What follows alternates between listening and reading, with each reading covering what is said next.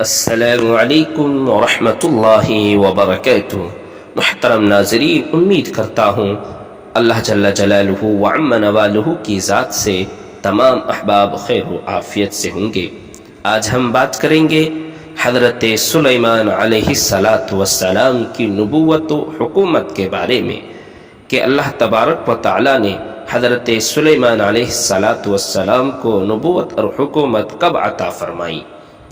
حضرت داؤد علیہ السلام کا جب انتقال ہو گیا تو اللہ جل جلالہ وعم نوالہ نے حضرت سلیمان علیہ السلام کو نبوت اور حکومت دونوں عطا فرمائے۔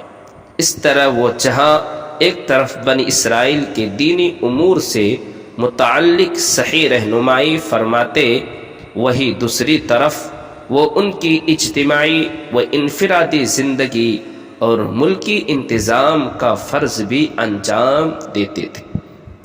اللہ جل جلالہ وعم نوالہ نے حضرت سلیمان علیہ السلام کو بہت ساری خصوصیات سے نوازا تھا۔ وہ عام انسانوں کی گفتگو کی طرح تمام پرندوں کی بھی بولیاں خوب اچھی طرح سمجھتے تھے۔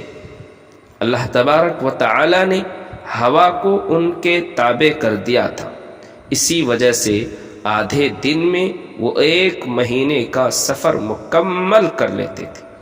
جنات بھی ان کے تابع اور فرما بردار تھے۔ جناتوں ہی کے ذریعے مسجد اقصی اور اس کے علاوہ دیگر عالی شان عمارتیں اور پتھروں کو تراش کر بڑے بڑے حوض بنوائے، اور سمندروں سے ہیرے جواہرات نکالنے کا کام بھی انہی سے لیتے تھے۔